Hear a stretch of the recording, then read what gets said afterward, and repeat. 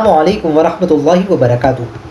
اس وقت ملک پاکستان کے تمام شہری بہت زیادہ اذیت میں، تکلیف میں، پریشانی میں اور ایک عجیب کیفیت میں مبتلا ہے۔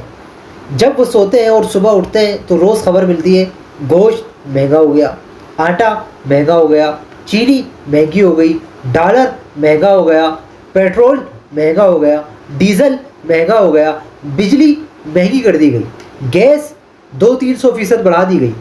ہر روز یہ خبریں مل رہی ہیں۔ ایک بیچارہ عام شہری جو غریب ہے وہ اتنا اس وقت مشکل میں ہے کہ کئی لوگوں نے خود مجھے SMS کیا کہ ہم خودکشی کرنے پہ مجبور ہیں، ہمارے گھروں میں فاقے ہو رہے ہیں۔ لیکن یہ حکومت بدبخت اور ملعون، اس کو کوئی فرق نہیں پڑتا، کوئی فکر نہیں ہے عوام کی، یہ اپنی عیاشیوں میں مگن ہے۔ جب ہم دیکھتے ہیں چاروں طرف تو کہیں حکومت نظر نہیں آتی۔ آج چوریاں ہو رہی ہیں، ڈکیتیاں ہو رہی ہیں، عزتیں لوٹی جا رہی ہیں، کہیں پر لائن آرڈر ملتا نہیں ہے ہمیں، کہیں پر نہ پولیس دکھے گی، نہ کہیں حکومت دکھے گی، نہ کہیں نظر آئے گی۔ لیکن جب باری آئے مہنگائی کی، جب باری آئے کرپشن کی، تو فوراً نظر آئے گا کہ حکومت ہے۔ ہر روز اعلان کر دیا آج پیٹرول مہنگا، آج ڈیزل مہنگا، آج یہ چیز مہنگی ہو گئی، آج وہ چیز مہنگی ہو گئی۔ کیا چاہتی ہے یہ حکومت اور کتنا عوام کا امتحان لے گی؟ عوام کا صبر کا پیمانہ پہلے ہی لبریز ہو چکا ہے، اب اتنی گنجائش نہیں ہے۔ کئی لوگ بیچارے 2 ٹائم فاقے کر رہے ہیں۔ آپ کے اندر اتنی شرم، اتنی حیا، اتنی غیرت نہیں ہے؟ ابھی جب تک حکومت میں یہ ملعون لوگ نہیں آئے تھے تو نعرہ لگا رہے تھے یہ کہ مہنگائی کے خلاف ہم لانگ مارچ کریں گے۔ اب جب حکومت میں آ گئے تو تمہیں تو مہنگائی کم کرنی تھی، مہنگائی کے خلاف تم اٹھے تھے، تم تو روز مہنگائی کرے جا رہے ہو، روز مہنگائی کرے جا رہے ہو، روز مہنگائی کرے جا رہے ہو۔ کہاں مر گئی PDM؟ کہاں مر گیا وہ بدبخت فضل الرحمان ڈیزل کا بچہ کہ اس کو بھی کوئی غیرت نہیں ہے؟ پہلے شور مچا رہا تھا کہ نہیں یہ مہنگائی بڑی غلط ہے، ہم نکلیں گے، ہم مارچ کریں گے، ہم اس کے خلاف آواز اٹھائیں گے۔ آج کہاں ہے اس کی آواز؟ کیا مر گیا وہ؟ گیا جہنم میں؟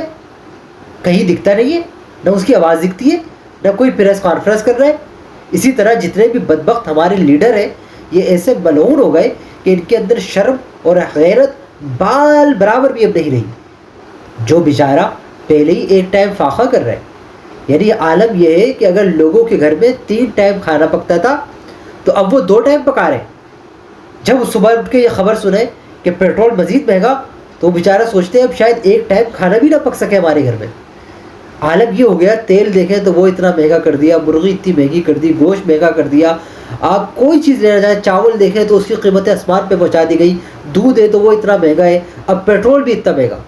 ایک عام بیچارہ بندہ جو بائک پر آتا ہے جاتا ہے، 1 لیٹر 1.5 لیٹر پیٹرول ڈلواتا ہے روزانہ، تو تقریباً آپ لگائیں 12,000 10,000 تو اس کے صرف پیٹرول میں جائیں گے۔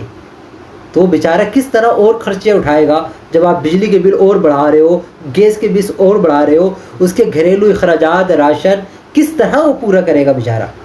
وہ تو مجبور ہوگا کہ ہم کریں تو کیا کریں۔ لیکن افسوس، صد افسوس، یہ حکومت ایسی بے حس ہے کہ یہ کہنا پڑتا ہے کہ نمرود کا ظلم آپ پڑھیں، فرعون کا ظلم آپ پڑھیں، یقیناً یہ ظالم تھے، جابر تھے، کافر تھے، بدبخت تھے، ملعون تھے، لیکن عوام پر یہ والی سختی کہ ان کے لیے جینا اس طرح محال کر دے کہ ان کے ہاتھ سے نوالہ چھین لے، ان کو گھر میں فاقے کرنے پر مجبور کر دے۔ وہ اگر بیمار ہو جائے تو دوائی لینے کے لیے اس کی استطاعت نہ ہو۔ یہ جو ظلم و ستم ہے یہ تو کسی بدبخت نے نہیں کیے تھے جو یہ ملعون اور یہ مردود حکومت کر رہی ہے۔ شہباز شریف ذلیل انسان پہلے کہتا تھا کہ نہیں میں تو بڑا عوام ہمدرد ہوں، میں مہنگائی نہیں کرتا اور میں مہنگائی کے خلاف ہوں۔ اب ان کو کوئی راستہ نہیں ملتا، ایک راستہ صرف کہ روز مہنگائی کر دو، روز پیٹرول مہنگا کرو، روز بل کے مہنگے کرو، روز بس یہ کام ہے ان کا اور کوئی کام نہیں ہے۔